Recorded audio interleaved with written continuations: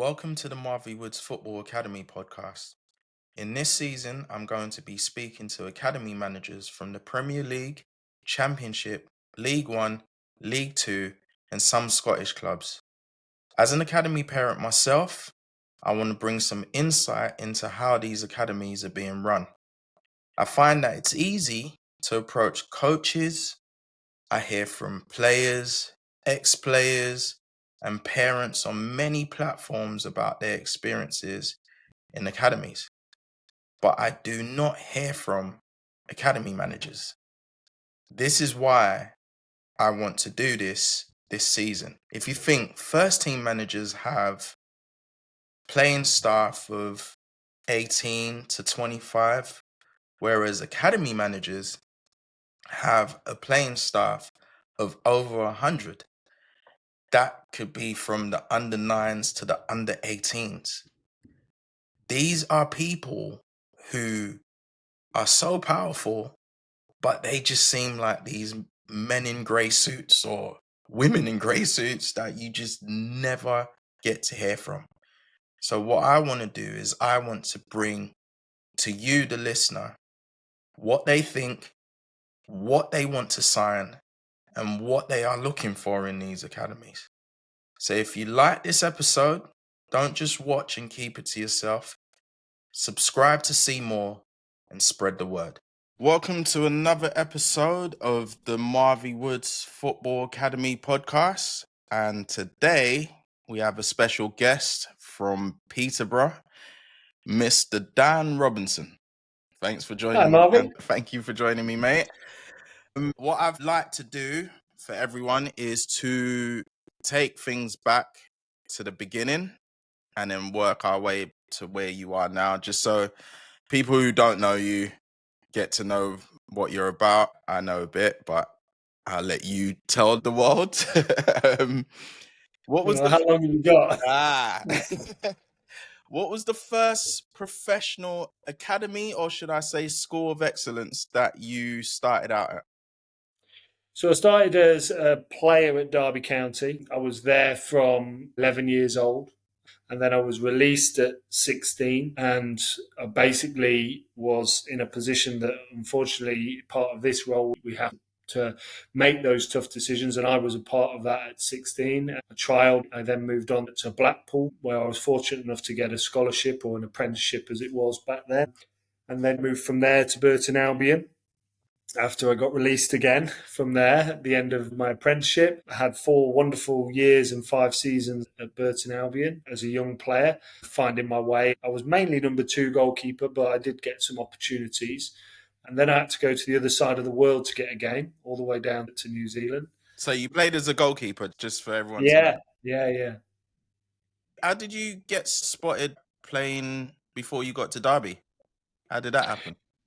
Basically, through schools football, I played locally for my local village team in Derbyshire, but then I was playing regularly for my school. I got into representative football at Derby Boys. There were scouts at those games, and I was spotted. And back in those days, it was just a case of them talking to my dad on the side of the pitch, and I got an opportunity to try at Derby County Centre of Excellence. It all kind of started there.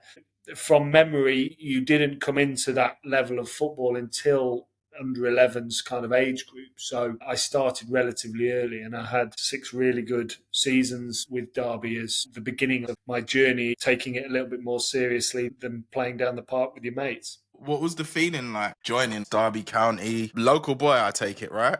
Yeah. So, these are some of the memories that you always try and recall when you're talking to parents and players in that age of their journey with us. The pride that you have, the feeling of putting on the Derby County kit to play in the games and the training and going to the training ground. Back in those days when Derby were in the Premier League, the training ground was the Rainsway, which was really small, one pitch. All the age groups and the first team trained at the same venue. So in the holidays, you got to get involved with the first team. And it was just incredible as far as a feeling goes. I just remember being extremely proud to tell people I played for Derby County, but also whenever I ran out to play and represent the club, because it was my hometown club as well, it was a real sense of achievement as well as pride. You said you was there for 6 years until the age of 16.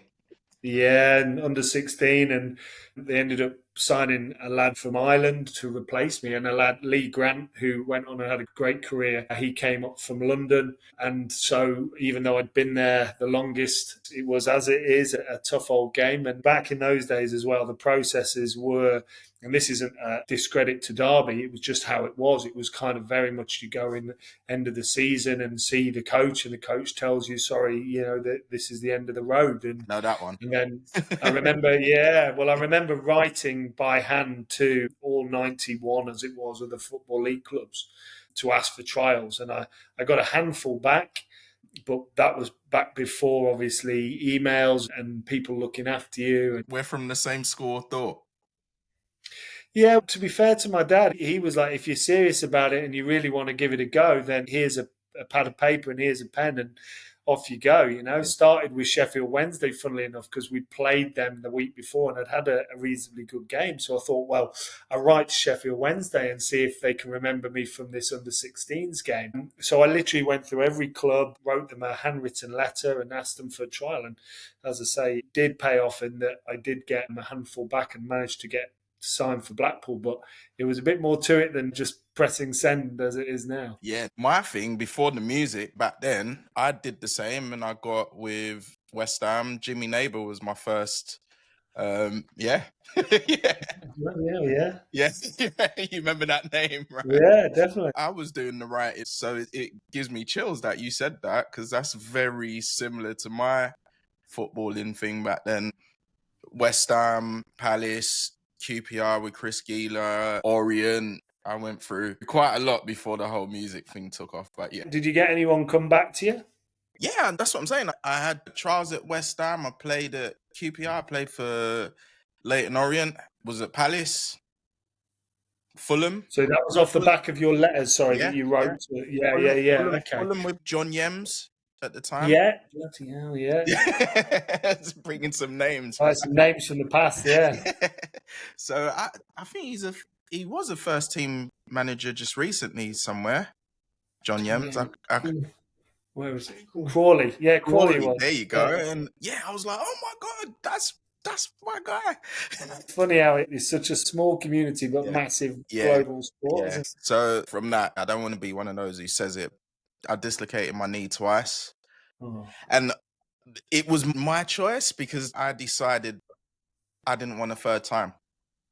And then I branched off into music. But yeah, that's going off. It's not about me. No, but it's interesting, isn't it? Because obviously we come to the end of this season now and talking to players about next opportunities. And obviously, if they're leaving us, they're very much still focused on their football, which is great. And we all want to encourage that.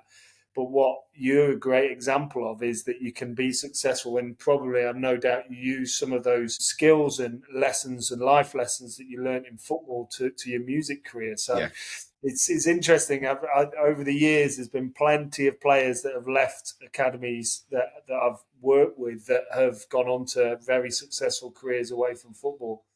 So yeah, it definitely plays its part in that space. Definitely. How did you feel getting released? How did you take that? It's a great question to retune back to some of the conversations I've had to have recently with players here. It was almost like you lose a family member or there's a trauma in your life. You go through different emotions. So I remember initially being really shocked. Then I was quite annoyed the fact that they'd signed some players that hadn't been at the club since they were 10, 11. And I was thinking, well, why would they choose them and not me? That kicked in. And then there was a bit of a sadness around the fact that I'm not playing for my home team again. So a variety of emotions that I went through. In the end, it kind of got to a point where I was like, right, determination kicked in. I was going to try and prove some people wrong. Funnily enough, Eric Steele, who is a very dear friend to me now, was my goalkeeper coach at Derby County at the time before he went on to Manchester United and all the things he did. But he was the one who released me, and I made it my challenge, I guess, to not prove Steely wrong, but to, one, stay in touch with him, and two, to kind of show him that I could actually find a way in the game for myself. Turns out he was actually right, that I wasn't quite good enough. So, but hence having to go to New Zealand to play. But that's by the by. No. I mean, was you dedicated at the time? Yeah, very much so. And so much so, like when I was at a school and we played a lot of rugby as well. And there was a rugby tour to Pau in south of France. And I'll never forget it. All my classmates in my year at school were going on this tour. And the teacher was desperate for me to play. I was a fullback back in those days. And I'd kind of slowed down my rugby playing based on the importance of the fact I was chasing this apprenticeship with Derby County. And so I went on the tour, but I went as like the water boy. I basically said, look, I can't play because I'm really desperate to get this contract as a player at Derby. And the school supported that. But that was a kind of commitment that I made. I was like, I can't get injured. I can't go on a rugby tour and do something because if I lose out on an opportunity to be a professional footballer because of it, I'll always regret it. I was very dedicated. My dad was a Premier League linesman and a league referee, so I've been around football at that level where you really have the appreciation of the impact of being in professional football and the kind of excitement that it brings. So I just wanted to be part of that. And I'm very fortunate that I'm still part of that in a different role, obviously. So it's always been my thing about if you want something that much, you can't play at it. You really need to give it a good go. That's something I lived by from those days with my playing. What could you have done differently looking back to become a better goalkeeper? I practiced with my right foot because I was very left footed. Caught the ball more. Would have been another one. Caught the ball more, yeah. I generally think that if you commit as much as I committed and dedicate myself to being a footballer, there comes a point where you reach the peak of your potential. And to get beyond that, it's going to need a lot of luck and maybe a moment of chance that gets you an opportunity and you do really well. And that gives you another boost to kick on your potential, which actually, funnily enough, happened to me when I went to New Zealand. But actually, could I have done any more? I'm not sure I could have. I think I exhausted all my opportunities, as in family were amazing. Like my granddad used to pick me up from school, take me straight to training. The school, as I say, were great. They used to let me go and train. I think in those days, where there wasn't access to analysis and reviewing your footage, which obviously our boys get access to, there wasn't really sports science. As much as I looked after myself, it was self led. So, fast forward to now, if I was talking to myself now in this current environment, I would take advantage of all the wraparound support you get from the on field stuff to including obviously analysis through to off field, what you put into your body and how important looking after yourself is. So I would do that now, but back then it was you follow your own big nose, you know? Yeah, yeah, yeah. So was it only your granddad that took you to football? Well, both my parents were teachers. My dad was a head teacher, so he was very busy after school wise. He'd always come and watch me play and often pick me up from training. But actually, it's something that's very relevant now when we're talking to our parents. They're coming into our environment and it's training 3 times a week and games on a weekend. You know, it's a big commitment. So that connection of family, connection of having people that would be basically taxi drivers to get you to training for the start time was so important. I was lucky my granddad lived in Derby, so he used to come and pick me up. He'd have me sandwiches wrapped for me for having in the car on the way and then get to training, train, and then either mum or dad would pick me up and bring me home. I always say it to our players now, you know, never forget the dedication your parents have given to you and your journey because you don't realise it at the time. And just talking about it makes me think how many miles they must have done. How many days did you train back then? It was three. It was still three. I mean, basically, as a goalie, you had an extra night, which was a Brucey bonus. So Tuesday, Thursday nights, and you had a Wednesday night for goalkeepers specific. That was for a lot of that journey from under 11s through to under 16s. So it wasn't dissimilar to what it is now for those age groups here. Obviously, for myself, then having an additional session for goalkeeping definitely helped. But I used to love those sessions. They were fantastic because you would train with all the age groups all together. Was Dean Saunders around at the time? Yeah, Dean Saunders, Dean Sturridge. So Dean Saunders was around the beginning of my journey at Derby, but then it was like the Sturridge era, Igor Stimac, Asanovic, those guys all were coming in. It was when Jim Smith was the manager, Oh so yeah. yeah, we're talking You're taking me to mid to late Panini sticker 90s. days. Say again, You're sorry. taking me back to Panini sticker days. Yeah, and it was brilliant, and it's a bit like what we have here at Peterborough. Like the players, the first team players were always around, especially in the holidays when we'd go in during the day. So you really felt a connection to the club, which I think is really important. That's brilliant. So, as you said, you never used to catch many balls. So, what were the car conversations with your granddad like? Did he ever like say, "Come on, lad, what you up to?" Or, pick it up here or there? I always ask this question. Car journeys are important, and those conversations after training or matches are things that happens all around the country. What were those conversations like for you? No, it's a really good question, Marvee. It's a really good question because we talk about it all the time, and then you think about your own experiences.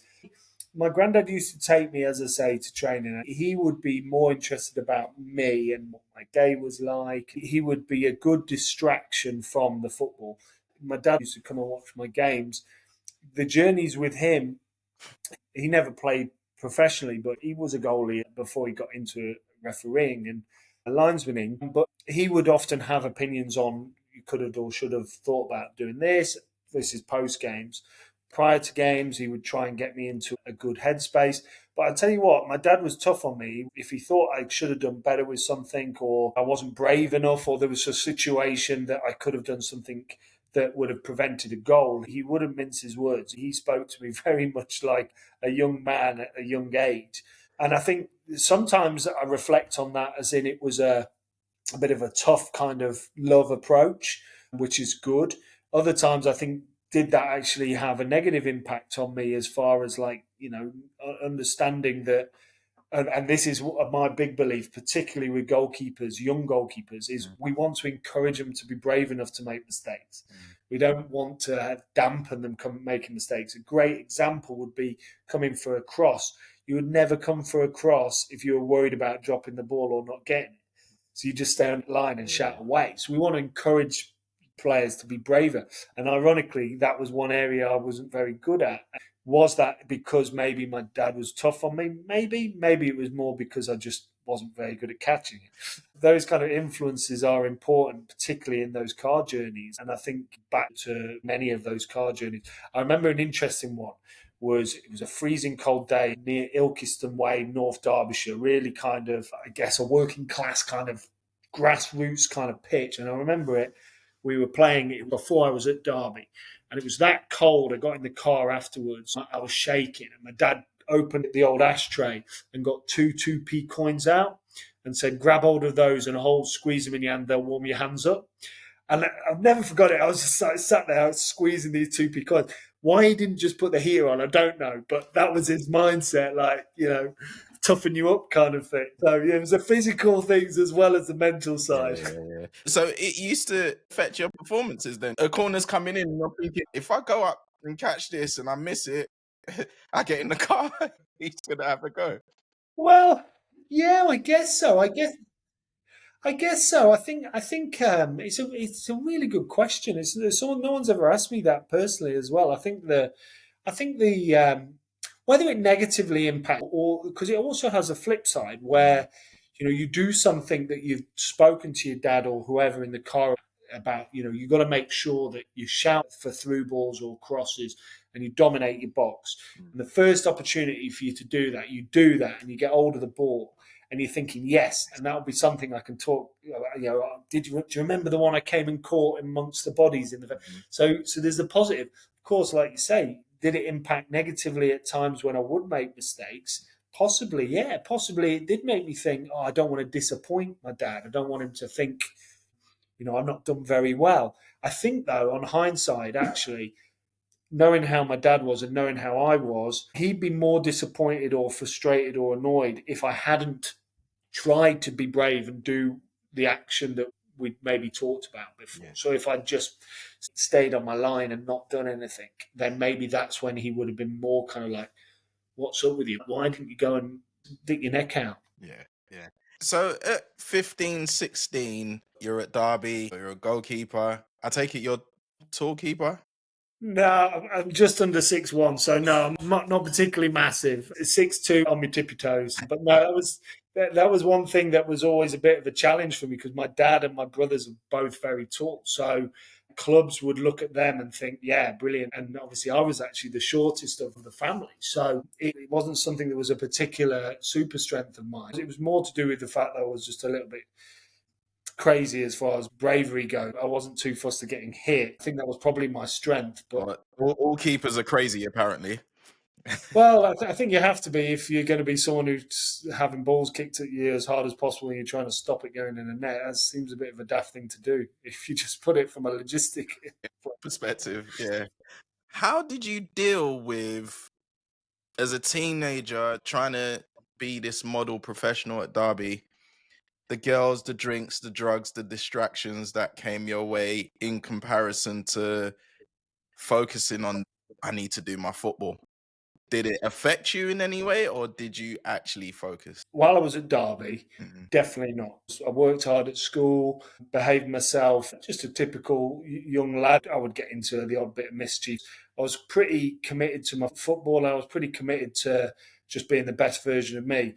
When I left and went to Blackpool, and I ended up moving into digs, living in South Shore, Blackpool was an eye opener on Bloomfield Road as well, with Irish lads, Scousers, people from all over the Northwest. And that was when obviously you start to go, right, I've got to make some decisions here about whether you're going out, whether you're not going out, because as well, back then, apprentices, they weren't as dedicated and committed as 90% of them are now, where there are easy distractions. And I'd be lying if I said that I didn't have a good time for 2 years, but at the same time, I think it was something that I was very aware of, thinking, right, okay, I never went out night before a game. That was always my kind of mindset, that I would not dampen my opportunities to perform in the game. Most of the time, if there was nights out or things that distracted you, I put football first, and can only really think the odd occasion where you'd make a decision that you think afterwards, oh, probably didn't do myself any favors there, because you always want to impress, right? You don't want to be in a situation where one of your actions has basically caused you to miss out on being selected. From New Zealand, how did you work your way into the academy system then? So I had 12 years over there. I played over there for numerous clubs and had a resurgence in my playing, got some real confidence in what I was doing. And obviously I was moving from my early 20s into my early 30s. It's a small country, obviously, and therefore the football network's even smaller. So I built some good relationships during my playing journey in coaching. And I got an opportunity to coach with the national team. I worked with the national age groups, predominantly initially in the women's game, but I also, because of the nature of New Zealand football, you worked across both. So I was working as a coach for the New Zealand under-20 men's, I was working with the women's. As a goalkeeper coach? Initially, yeah, because I was still playing. So it was like one of the goalkeeper coaches from the team I was playing for was also working for them and said, come and volunteer, come and get involved.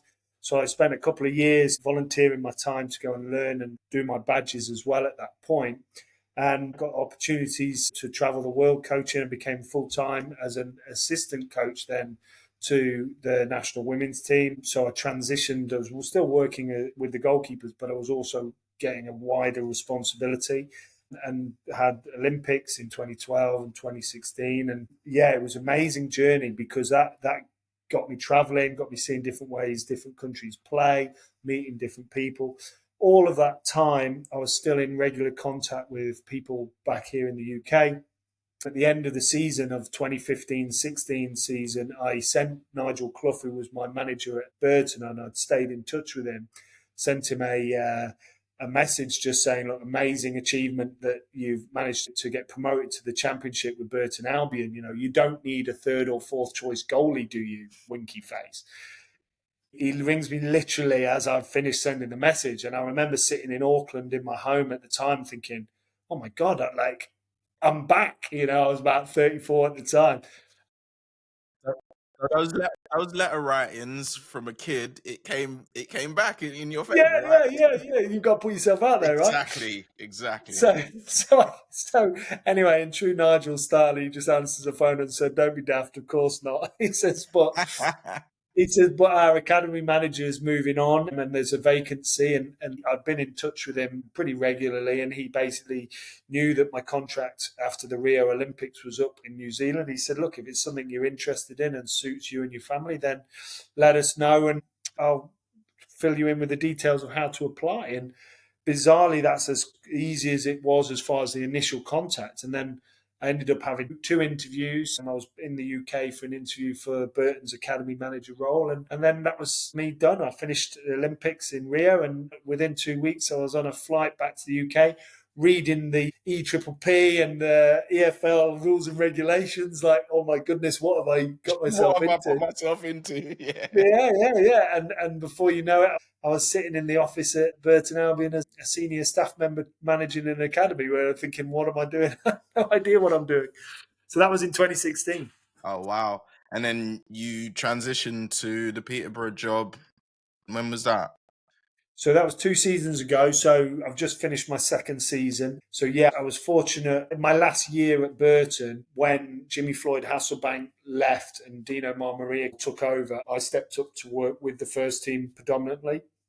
I was still overseeing the academy, but I had a season working with the first team, which was a fantastic experience. Off the back of the end of that season, I'd kind of got to a place where I felt like I wanted a new challenge. I loved Burton Albion. They were fantastic to me. It was a brilliant club and an amazing start for me in this journey. But I guess I'd got to a place where I thought, you know what, I've done 7 seasons there, and I thought it's time for a new challenge. I'd seen the Peterborough job had come up, knew Kieran Scarf through Academy Management Networking. I remember sitting in an interview with Barry Fry, got chatting away to him. Interesting character, eh? Oh, fantastic. What a guy. I was just with him this morning. He's 80 years old, but he's in every day. He's absolutely brilliant and massive advocate for youth development as well, which came across in the interview.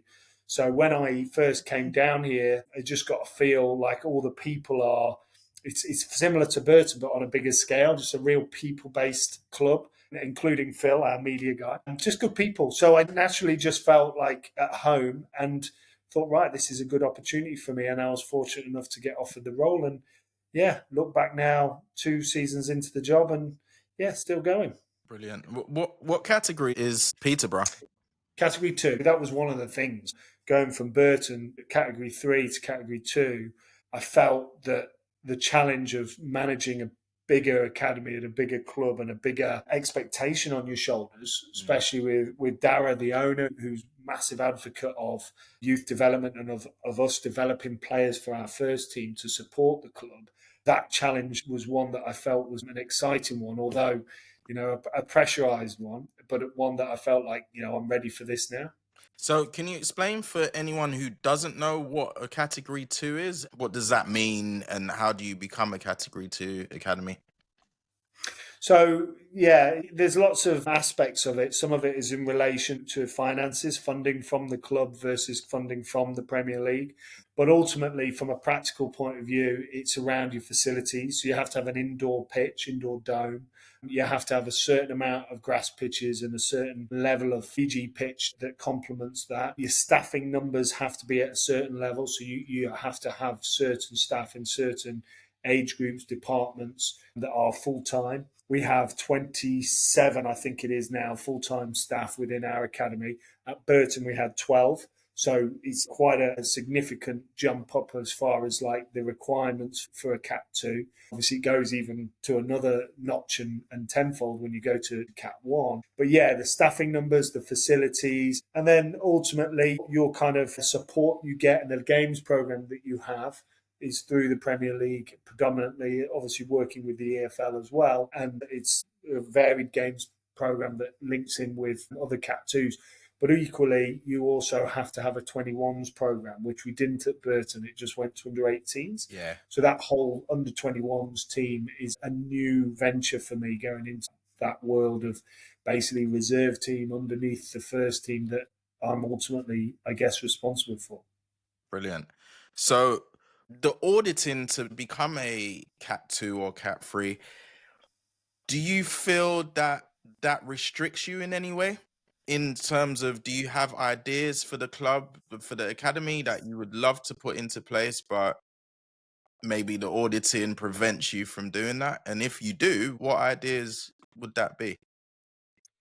I don't think it restricts you. I think what I would say on the governance, basically, so PJAC, the wing of the Premier League that provides the audits that we have annually, if I think back to when the old Centre of Excellence days that we started talking about at the beginning of the conversation, the safeguarding through to player care, sports science and medicine support, the games program structure, all of that with this governance that the audit brings means that it's at a consistently high level, which I think if there wasn't an audit that was in there to govern that, I think it would potentially end up going back towards what it used to be in the days of Centre of Excellence, where you could almost kind of run it as you wanted to. Yeah. I wouldn't say it kind of hinders progression or ideas.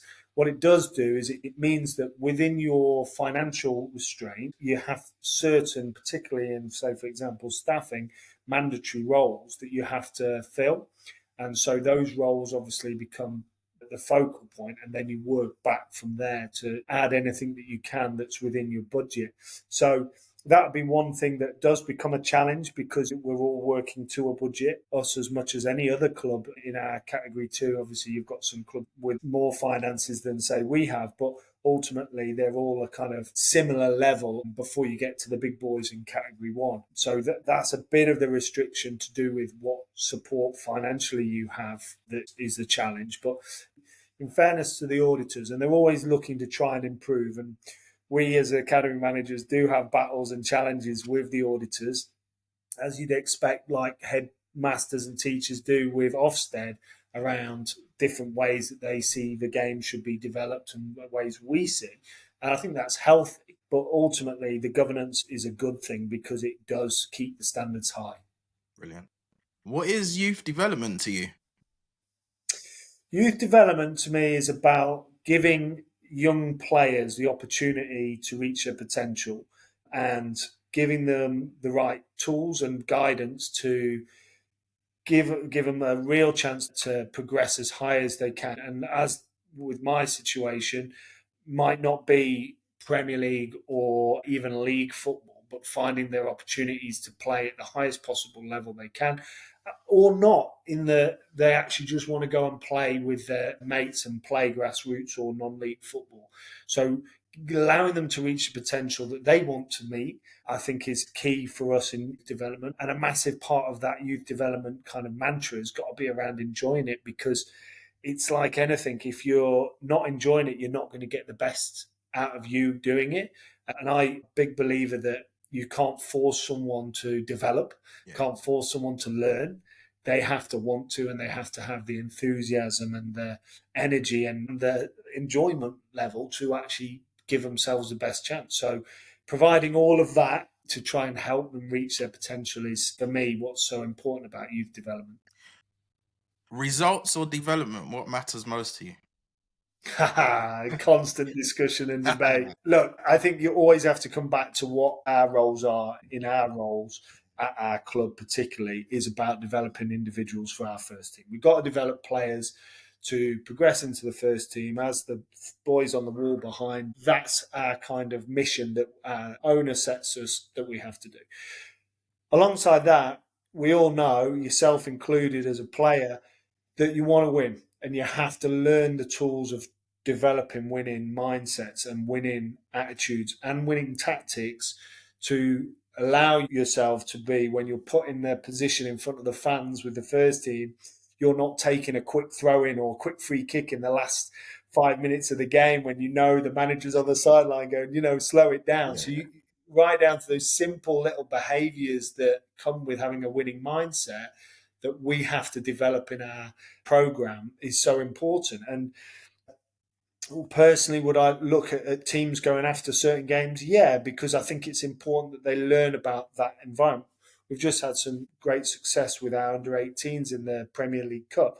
Now, how we approach those games and that final, much like our first team in the Verdi Trophy final, was slightly different to what we do on a week-to-week basis as part of our development program, because we're going after that game. And it's not to say we don't try and win every game, but sometimes you do have to put an emphasis on everything from, how to slow a game down, how to speed a game up, different ways to waste time, to speed up time, build rapport with the ref, all the things that are part of the game, basically. Any competitor will say the same, that those things are important, that you understand that. Yeah. So in terms of showcase teams, taking it into another direction, what do you think of showcase teams? Showcase teams as in private academies who bring teams. Yeah. There's a definite place for it. I think, we've had some fantastic experiences. Jack Wilshere Academy played here this season. They had some brilliant talent on display and good coaches as well. I think it's something that you've got an opportunity for people who have got like-minded thoughts on trying to give boys an opportunity.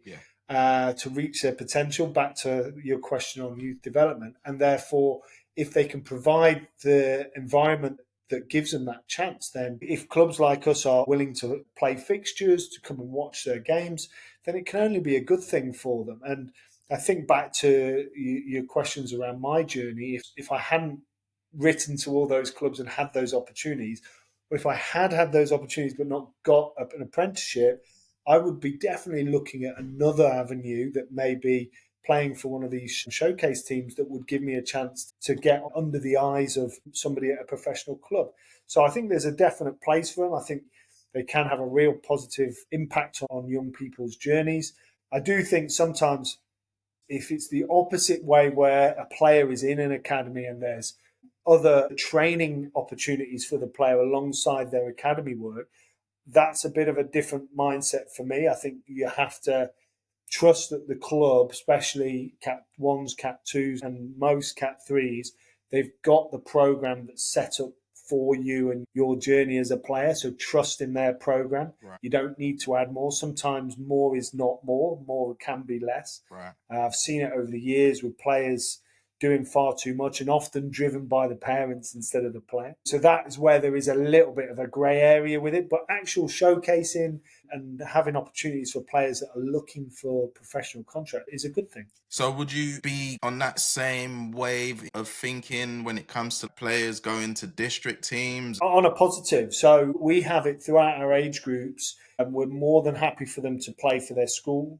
We're more than happy for them to play for their district because that's their, in a way that can be a little bit of weight off their shoulders from the pressure of academy football, which we don't encourage them to feel like they're under pressure. But naturally, back to my point of playing for Derby, you feel like I'm going to play for Derby. So you go and play for your county, you go and play for your school, can give them a chance to express themselves potentially in a different way that they can bring that back into their academy football, and also a chance for them to play with their friends. So we always encourage that.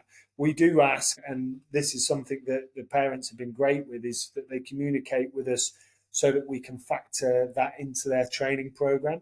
So if we see that they've been playing for a county, say on a Wednesday, and then they're with us on the Thursday, we can look at their program so that it does reflect match day -1 or post one, so that they actually understand that, we know that there'll be in a recovery, there'll be an element of recovery because they played the day before. Yeah. So that communication is important. And I think that's just another way of helping them reach their potential, just understanding what they've done.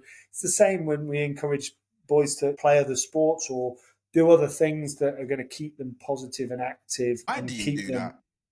I beg your pardon? Why do you do that?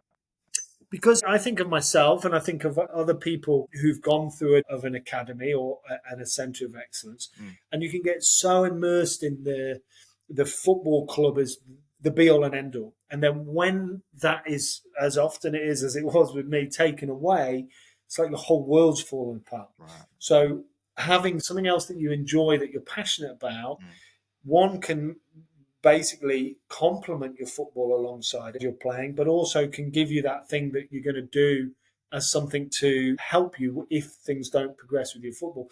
And so many footballers who've made it and progressed have talked about the other sports that they're good. Most of the boys, when they come to us, they are naturally gifted young men and they will play. They'll be very good at tennis, very good at cricket, play rugby, play other sports. And as long as we're aware of it and it's managed. And as they get older, we have those conversations about the impact on them physically so that we can support them. I think it can only be a positive thing. It's like now during the off season, we want to encourage our boys to go and do some other things, other sports, go and, get into something that's going to broaden your horizon as a young person other than just getting on the pitch and I've got to practice my free kicks. Of course you're going to do that as well, but go and enjoy doing something else as well. But in terms of that, do you not fear the risk of injury? Yeah, that's a potential byproduct, and we have had to at times deal with situations as well as boys playing for their school or for county, where they've then come in and they've got an injury off the back of playing in a team that wasn't the academy, but one that we've allowed them to play. And same with boys that have gone on school skiing trips, for example, and come back with an injury. You would always run that risk, wouldn't you, in anything you're going to do? You got a boy who's a really good runner and he competes for his county at 800 metres.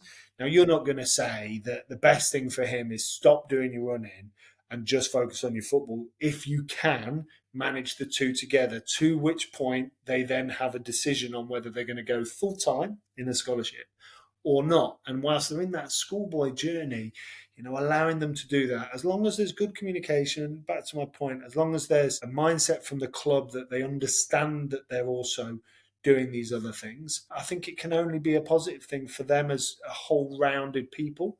For us at Peterborough is developing people of value as well as players. So we have a monthly newsletter and we love celebrating what the boys from 9 years old up to 16-year-olds are doing that the school are wanting to celebrate, whether that be the classroom or whether it be cross country or some debating competition. We want to encourage that because that will make them a better, well-rounded person. Interesting. Do you do academy tours? Yeah, we take every team away every year. This last year, we went down more of a holistic approach. Next season, we're going more competitive. We're going to more tournaments. This year, we took 9s to 13s up to Scotland to play a couple of sides, but also to experience Edinburgh and go visit places. Because as well, one of the things that I've noticed very much in the last few years is some of the boys that come to us, they don't actually get the opportunities to go and do these things with their families because of either financial restraints, whether location plays a part, all these factors.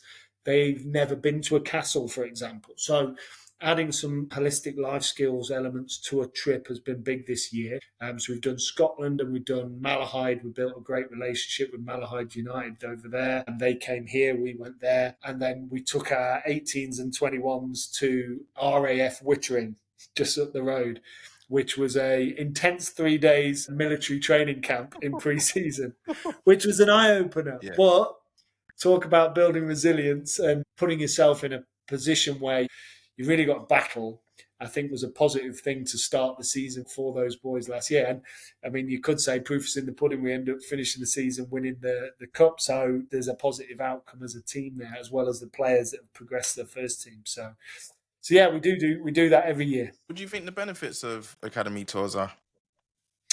I think they create an opportunity for the boys to go and experience something new. Mm-hmm. They also put them out of their comfort zone, staying overnight away from their mum and dads and being with their teammates, which also then builds camaraderie and togetherness, which every team needs. So there's a whole host of benefits. They also, some little nuances like understanding about what's good to eat and when's good to eat it. So those things that you can put on a workshop for, but when you've actually got the boys for 3-4 days, they can actually live it, which hopefully they will then take with them when they go home and making decisions themselves. So you think diet is important in football then? I think having a balanced diet is important. I think you could get too early with specialising. You need to have this amount of carbs, you need this proteins. I think it can definitely be far more relaxed, but understanding that a balance is really important because I think your body would be shocked when you got to a full-time playing role, if you were fortunate enough to, and all you've ever eaten is chips and nuggets, and all of a sudden you're like 16, 17, and you're being talked to about different nutritional values of various foods. to put into your body. It needs to be a gradual understanding of what is a good balanced diet, just as it would be in any walk of life. I think as a parent, you want your child to be healthy, right? So I think the football club can play a part in educating parents and players back to the tours element as well on how and what is a good balanced diet. Well, that's interesting you say that, because it's like, do you start telling parents at a younger age, like, look, when you transition to, let's say, a scholar or something, this is what's going to come with the diets? Do you know what I'm saying? Because parents might not even know that. Like, it might just be like, yep, have your chicken nuggets or whatever. And then, like you said, there is a shock when they get to 16, 17 or 18 and they're told, like, you can drink water or we're going to be testing you for if you've got any fizzies in your, it's Well, something people are not aware of. back to the point of, if you're going to sit in a classroom, you Mm. have to want to learn to actually learn. You can't just like, right, by osmosis, you're going to just take in all this information. So when you see boys come in on holiday camps and you look what they've brought, and they've got packs of crisps, they've got chocolate bars, they've got no fruit, they've got not even a sandwich, they're like basically it's all packaged stuff. And you're thinking, right, okay, we've just done a workshop on nutrition and what is a good, healthy like meal to have prior to training, and this is what they think is it. So they obviously can sit there and take. So it actually then comes to the living element of it, and the way the game's evolving and the physical requirements of the boys and the importance of being athletes as much as in some ways footballers, what they put into their bodies is so important at that age and stage where they're actually going to be looking to compete for the first team places, which in essence, we've had 16-year-old this year get involved and come off the bench for the first team. So it's happening younger. So there is a place for it, but it's definitely not something that I would be going, no, we need to make sure. It's more of like, okay, let's think of different ways we can educate the parents and the players. And also you've got to be aware that there's lots of varied cultural foods that people eat, and that's part of their culture and what they've always had. And are they sometimes the best things for athletes? Possibly, possibly not. So understanding a bit about the why as well they are eating what they're eating is also important. Do you think the same goes for sleep? Yeah, massive. What's Totally, massive? totally, totally. What's massive? Uh, Tommy and Johnny needs to know what's massive about sleep. well, some real life examples. Right. So where we're based, obviously we have got a recruitment pool in North London. We have Midlands, we have around us in Cambridge and Lincolnshire, and a lot of our games can be a long way away from those areas. So we played up in Hull last season, which is a good Phil, 2.5 hours from here? And so we had a player, one of our top players, coming in from London. Now, the size, unfortunately, we are as an academy, we can't put players in overnight. So if the parents can't afford to put them in a hotel the night before, they've got to travel on the morning. So we've got, like, say it's a 12 o'clock kickoff, they've got a really early start to get from London to Hull to play for Peterborough. And when we played this game, and I spoke to the boy after the game, he just looked tired.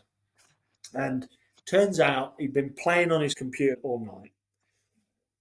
He probably had 3 hours sleep.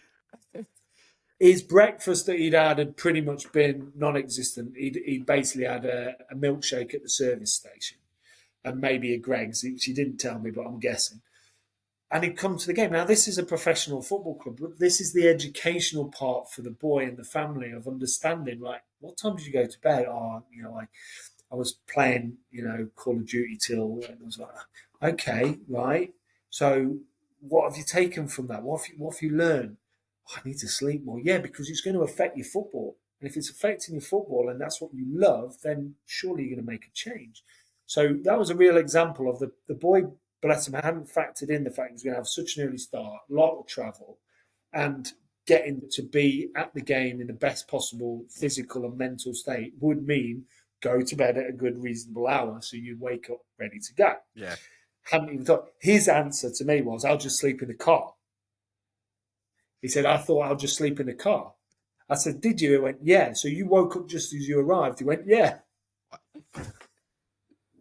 But this is not a criticism of that particular boy and his family. It's just an education. It's a genuine reality. And I'm pretty confident that would happen in all clubs of all different sizes. No, but this is why I'm bringing it up, Dan, because I don't think a lot of people link sleep, the importance of it, to performance. That's why I asked you the question, because it's good that you've got an example of how important sleep is, because little Johnny listening to this would now understand, there is a link there.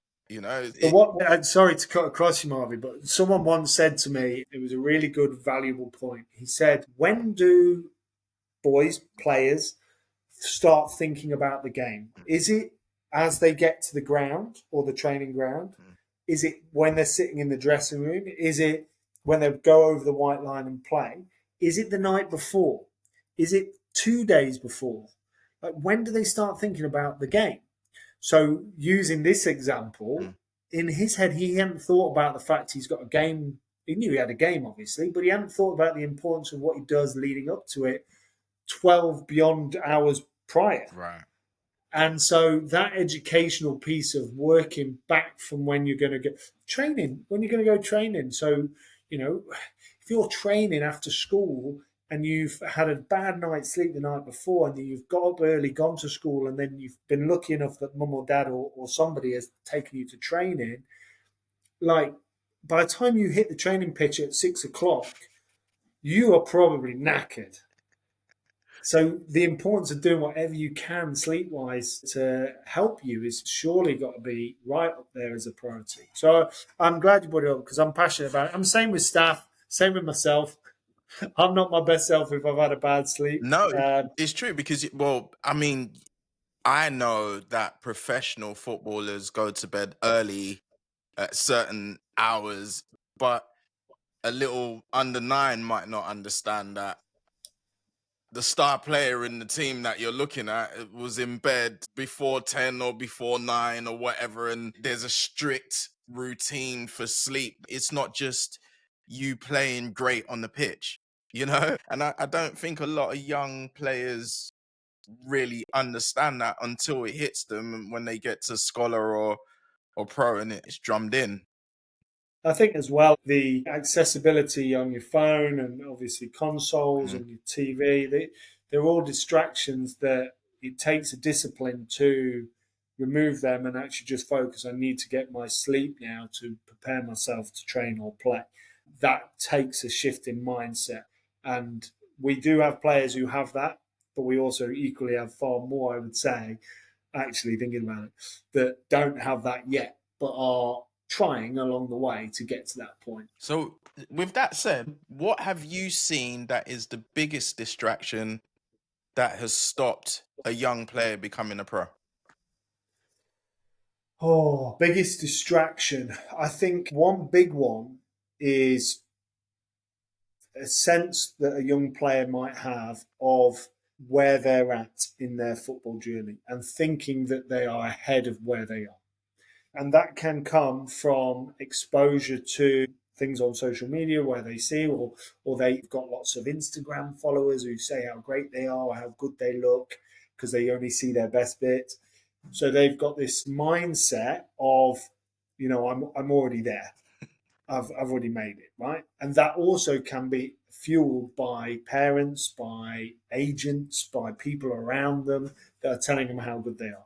Now, I'm not saying a player should always think how bad they are, but they also have to just be very realistic on their journey and just enjoy the opportunities just to get better bit by bit each day. And I see probably that's one of the biggest reasons for players to fall short at the end is that they stop doing the things that they were doing when they were real young and they've got a real kind of hunger to practice their keepy uppies, to bounce a ball against the wall as regular as they can, to go with their mates and just be playing and practicing free kicks and different things and then go swimming or go and play cricket so that they keep their different parts of their mind active. And they just think, right, I've made it now because they're in an academy, because they've been having the odd good game here and there. And then all of a sudden, there's a stopper, whatever it might be. The momentum slows down. And it's because they've stopped doing those things that would help them get better and better. And I think that's probably the biggest thing, that it's in the minds of the people, the players themselves, and that is sadly influenced by all sorts of different noise that they would have around them, as I say, from what people are telling them versus what they're actually seeing and wanting to hear. The kind of thing I always say to my boys, always be curious. Always be curious and what can I do differently? What can I do better? Oh, I like that. How did he do that? What's he? So constant curiosity keeps you hungry to get better. You lose that curiosity and think you made it, you've got no chance. Right. So, what is the difference in the mindset of the boys who have gone on that you see to the boys who maybe you released? What's the qualities that they have? Yeah. So what I want to just clarify is not all the boys that leave us, for example, an academy, have not been very curious, been very dedicated. Sometimes there's so many factors, and I say this to parents all the time, like it could be to do with the position you're playing in the pathway and the players ahead. It could be to do with your size, whether you're tall enough. There's so many factors. The timing might not be right in relation to funding. They can only take 4 players, whatever it might be. So not always is it because the player hasn't been dedicated and lost that kind of mindset. Yeah. But actually, if I think of the qualities of the players that have progressed, and when I say progressed, I don't just mean getting a scholarship. I mean kicked on, gone into a first team and stayed in first teams, and then gone on to a prolonged career, that there's an inner confidence in themselves, so a belief, which can be tested and has probably been tested along the way. So they will have had some setbacks, and it's then back to the writing to all the clubs, that resilience and kind of drive that, no, I'm going to get better, I'm going to get better. They've never lost the hunger to improve. They've constantly wanted to challenge themselves to be better, and you're having to pull them back from things, whether that be, again, linked to what we were talking about earlier on with playing other sports. They've got that kind of competitive mindset. They just want to win, and they want to have that success. There's very few I've seen who, and in fact, I can probably say there isn't any that haven't hated losing. They've all had like a real winning mindset, and that, obviously, coupled with all those other points I made, are probably the biggest kind of attributes that they have. And as I said before, the fact that there's plenty of players who haven't quite made it professionally that have got those things, but that's just where their potential has got to. It's not quite top professional football, but that doesn't mean they haven't been successful or won't be successful at the level they find them at. Do you see a difference between grassroots players and academy players? In general, and this is a stereotype, as in kind of like putting a broad brush approach to it, I would say that boys that have come in from grassroots will typically be hungry to impress and have a real sense of feeling of being very fortunate to be in an opportunity to try and get a chance to sign with a professional club. So with that comes an energy and enthusiasm, a kind of a real, yes, sir, I'm front of the queue, I want to be seen. On the flip side of that, they may have less, say, technical ability and maybe less tactical understanding of how the game's played at the level that they're coming into, but they've got the other bits. And again, broad brush approach, it's not every player, but as a generalisation. The lads who come in from other academies, depending on when they've left that academy, whether that's been immediate or there's been a period of time where they've been out of professional football, because that plays its part. Because if they've had time to actually go into playing grassroots, say again, and then they've got that hunger back and they've been re-identified, often that's like a kickstart for them. If they've just come straight out of another academy, the mindset, and I always say this to boys who come in on trial, or we're sending boys to go on trial at clubs, is you've got to have that mindset as if, you're really, really fortunate to be in this position, get this opportunity. You can't take it just because you're going on trial at somewhere you feel is a lesser club, because there's only 92 professional clubs. teams. Yeah, exactly. In a country that is full of footballers and people who want to play football. Exactly. And the non-league scene is getting bigger and bigger, but they're all hungry for, like, I want to play for a Premier League club. So you have to keep that kind of drive.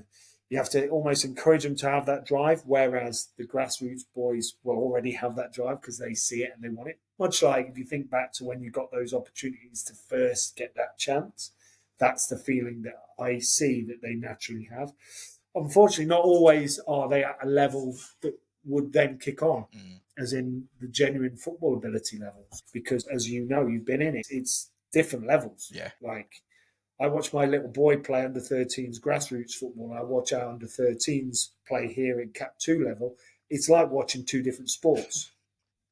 It genuinely is. Yeah. From the sideline, like, comments and behaviours through to the actual football and the way it's played.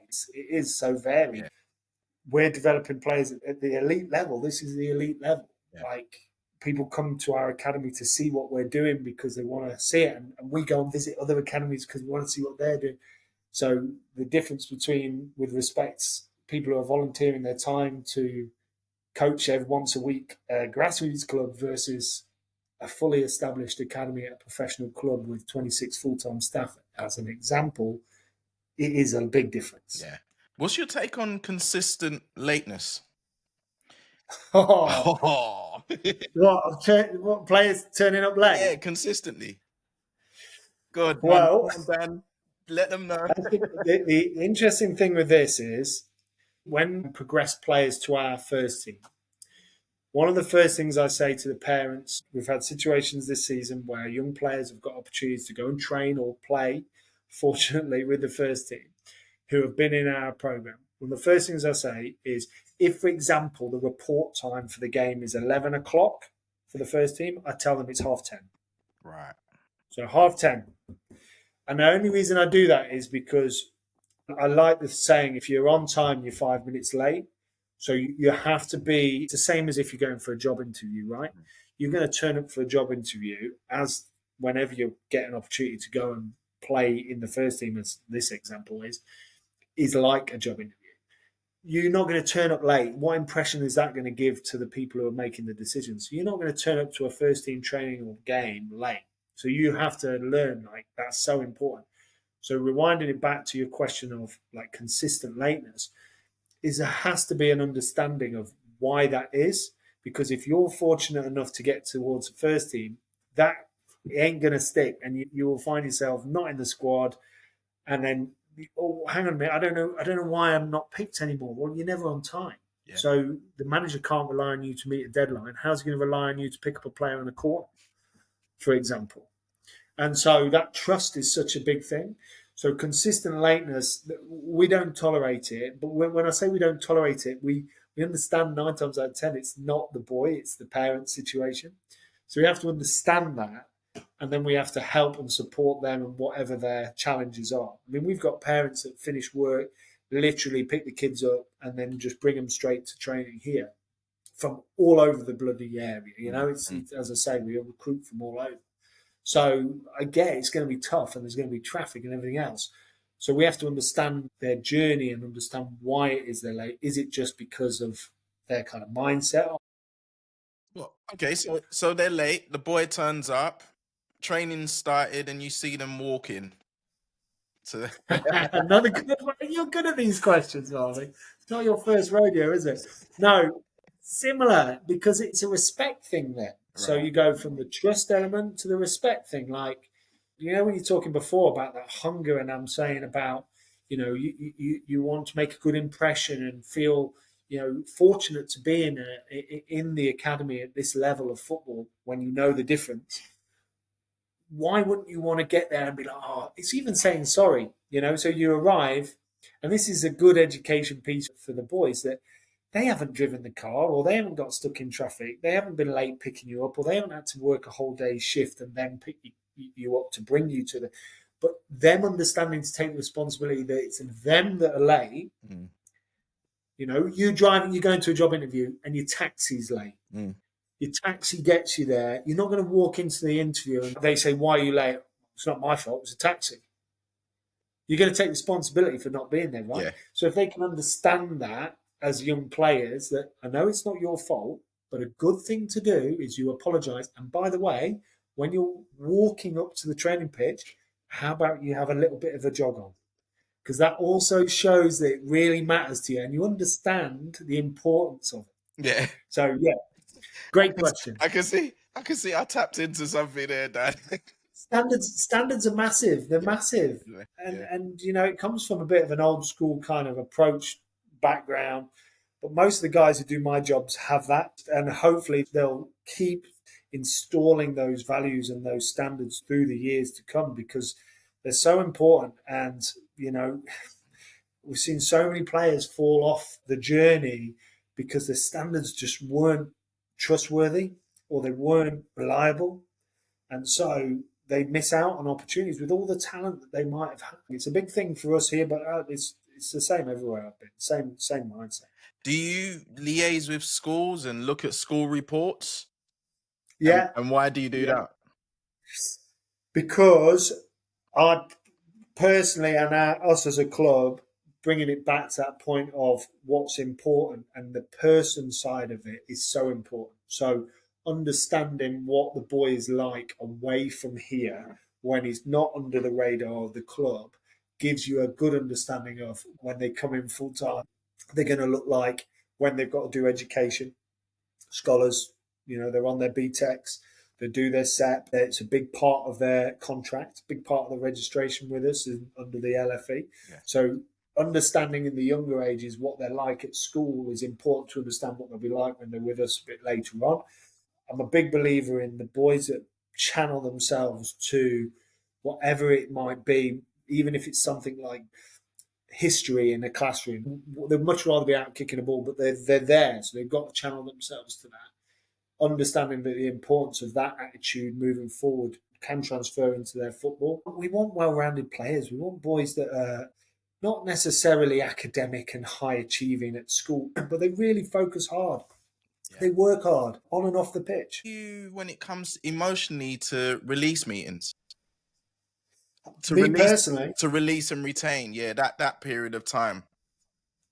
It looks like I'm crying with this question. It's all right. I tell you what, over the years, I felt like crying after a few of them. They're really hard, Marvee. They're really hard. I'm not going to lie to you. Any person in this role who says that, it's easy, it's part of what we have to do, it's definitely telling either they haven't got an empathetic side to them or they're kind of putting on a front because, you know, you're sitting down with players. I mean, over the years, I've done retain release meetings from 9-year-olds to the PDP. Mm-hmm. Now, my role is to focus on the PDP and up, and the coaching staff and the phase leads work with the younger ones. Occasionally, I'll be involved, and I will always be there as a support for any additional meetings.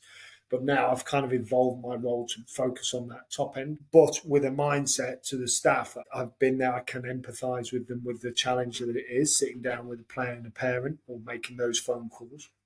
And it's very, very difficult because you do feel an emotional attachment to players. You understand the commitment that they've made and their families have made.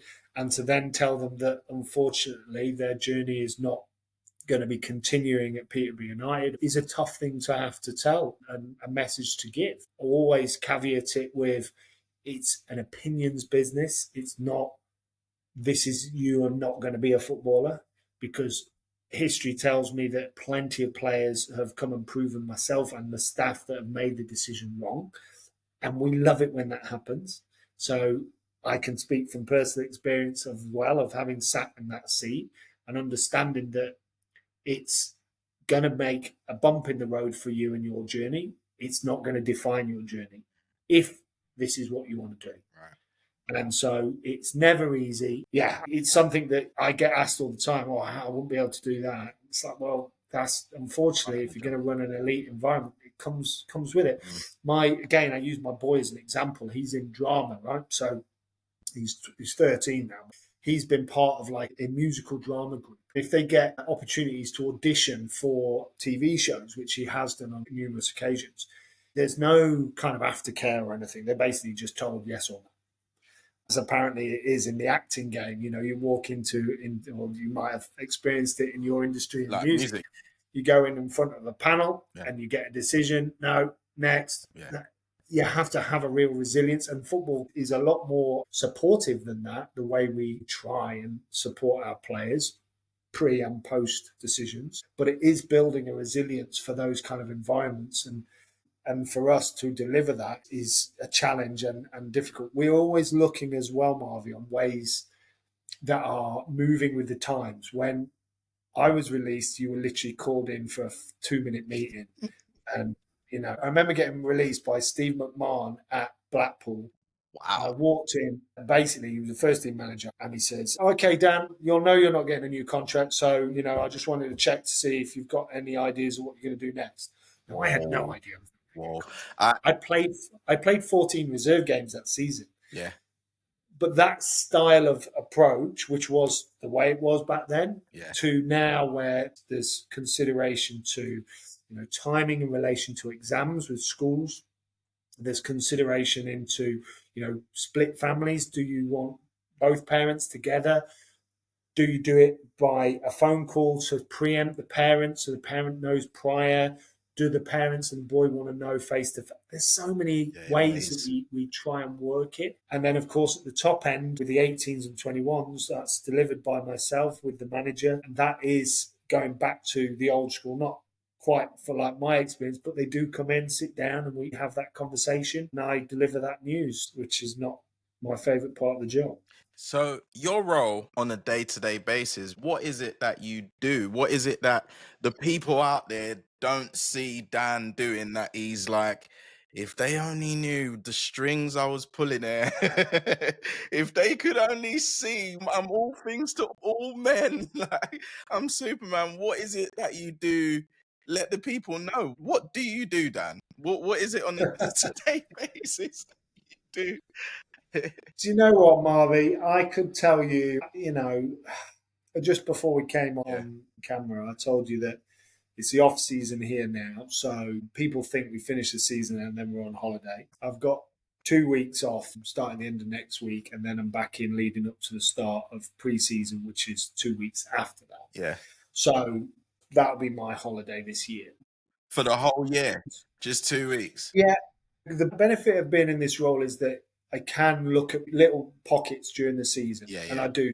I've learned through my leadership training that the Premier League give me and all these different things that work-life balance is almost non-existent, but having discipline to give yourself downtime during the season in such a 24/7 job is really important. So this is my window during the off-season. But putting it into context at this point, so this morning, I started off the morning with writing a letter to all the parents to thank them for the season and celebrate some of the good stuff.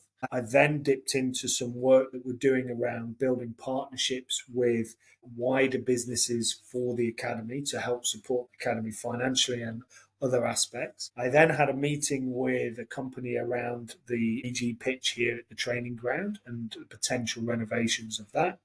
I then had a container arrive at the training ground that was full of inflatable pitches that the club were now looking to move on, and wondered if we wanted anything from that. The container was what I actually wanted to store our kit, but it had all these inflatables in. So then was like talking to the staff about that and looking, well, why do we want this giant inflatable mini pitch? I thought, oh no, that actually could be really useful. So then came back in. Then we had some meeting with some of the staff around some of the structure and strategy for next season. I then had an appraisal meeting with one of the staff members. I then got 2 contracts to draw up with our head of football operations for our 21s players, and then I'll be speaking to their agents this afternoon, evening, and then this obviously wonderful call. So a real varied, and this is the off season. So when the season's in and there's the 18s and 21s and first team training, I'm trying to get around the training. I'm managing some potential issue that might have gone on, or some not issue but positive thing that I need to address with the staff. I'm bouncing up with the owner and with Barry Fry, with the manager, and with Kieran, the assistant manager, talking about player pathways and then decisions on players' long-term pathway, asset registers of our players, like where they sit in the scale of like players at the younger ages all the way through to the first team, position specific, like all the strategy element, sharing that up, then sharing that with the staff, and then filtering that to share with parents and players and all the bits and pieces. And now obviously at times trying to actually enjoy myself and look at some of the lads play football. And then obviously I'm the decision maker, I guess. So I have to, be across these things. I can't just expect that, everyone's going to do everything for me. So I do spend a lot of time watching games back, watching footage of players. If I haven't had a chance to watch them on the weekend, I'll watch the game back. I'll watch training back. We've got 2 drones now, which is brilliant for me because I can whack it on the telly and watch sessions and make sure things are online. Regular meetings with head of coaching, regular meetings with head of recruitment. There's so much, Marvin. Honestly, it's a brilliant job. I absolutely love You it. enjoy it? But I do. I really do enjoy it, and I really enjoy the variety of it. But I also had to learn to, one, say no, two, to. I'm fortunate I have my own office because you can be so caught up in everything. You do need to sometimes just breathe Yeah. because, and me being me, I want to be involved and around everything. I don't want to tread on toes, but I want to challenge and say, oh, what do you think about this? Tell you what, he did well the other day, didn't he? And have those conversations, those kind of relaxed, off the cuff conversations with staff as well as the players, which is important. I have an analogy of the dance floor, the balcony, and the DJ booth. So I always have to check myself that I'm not on the dance floor too much because that's exhausting and you get worn out. And plus, I'm not as good a dancer as I used to be. So I need to get up on the balcony Yeah. to oversee the dance Yeah. floor and then dip down every now and again and just be in a position that I can actually see what's happening and stepping back a bit. And that from the balcony will allow me to get to the DJ booth and make some changes to the music, the lights, whatever it might be. If I can do that and I can do that consistently well and bounce between those 3 areas, then I can manage the job and the size of what we do. I think it's like running a business basically. Yeah. Like a mini business, I guess. I mean, with our staffing and all the players as being, I guess, clients, if you wanted to be real businessy about it, you've got a lot of things and bits to kind of juggle. So having that analogy helps me a little bit with it. Yeah, no, because I think you academy managers, your role is, I'm trying to highlight what you guys do. Do you understand? Like from the outside looking in, I don't know, maybe from music, I know what it takes as a songwriter and doing what I'm doing, but you guys' role for me is very intriguing, hence why I'm focusing more on you, the academy manager, because I don't think people really realize how much strings you're pulling. You're pulling a lot.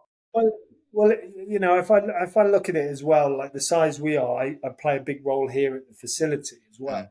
So at the training ground, I take a lot of responsibility for things like this container to contain some of our kit yeah, and things like that. So some people who do this role are still unbelievably busy, but are just more focused on the football because they have the support staff around them to do those other things. What you'll find is a lot of the academy managers, like myself, they take that responsibility for anything that has an impact on their program. So a relationship with the Neen Park Academy school just next to us that has our full-time training model boys in.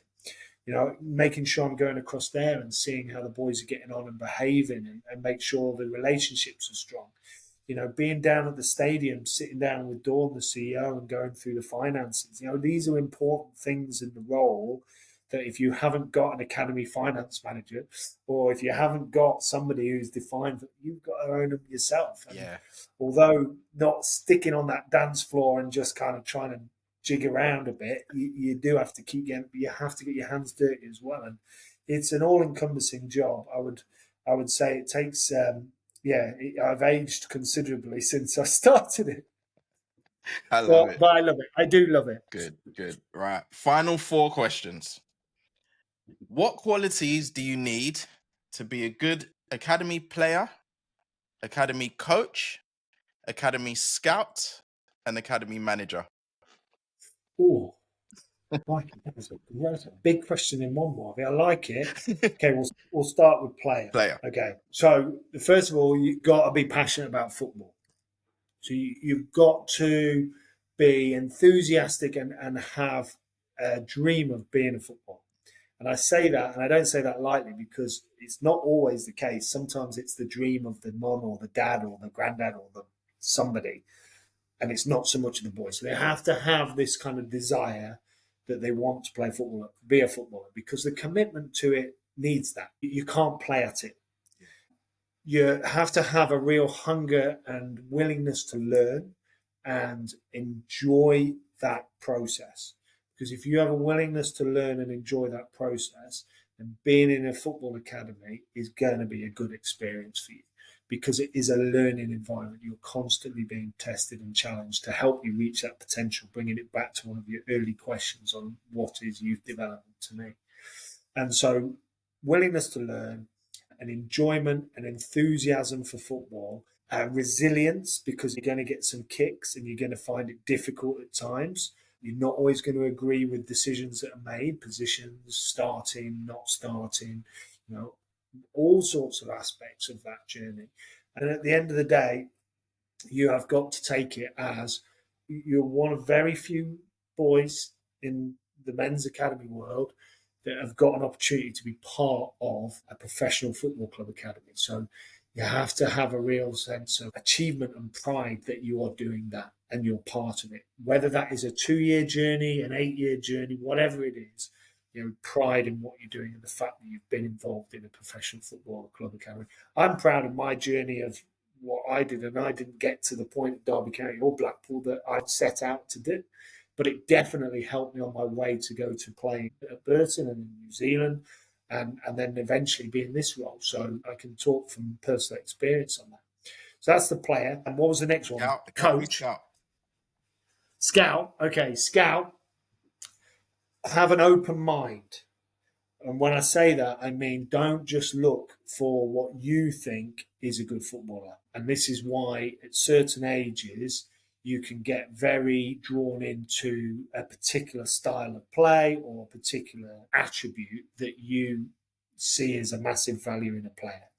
So talking about any position, you can look or even at younger ages before positions are really been part of their journey, you can look and see and sense whether or not there's something about them that gets you a little bit kind of excited to go, you know what, I like the way he moves really well.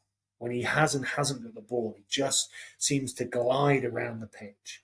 That can be something you can start to look at even more detail when you're watching the player to see whether or not there's something that can be, there's attributes that kind of complement that particular thing that you've spotted. So have that open mind. Don't just be looking for one element, whether they're good with the ball in tight areas. There might be other things to the way that you're seeing a player perform. Alongside that, always check the hidden things. So check the hidden things in relation to their behaviour, how they deal with success in a game, how they celebrate goals, how they are when they concede, and don't just simply look at it as in you're expecting this golden child who celebrates really respectfully, and when he concedes, he's like, oh shucks, let's go again. There will be elements of behaviour that you might see, oh, that's negative. Look, he's really grumpy. He's just let a goal in. But is that more to do with him being very passionate about not wanting to lose, or is that more a behaviour thing that you think is possibly more about attitude? And so look at those hidden things and see how they interact with the coach, see how they come out onto the pitch, see how they leave the pitch. Do they shake hands? Are these things that you think we could educate them on this?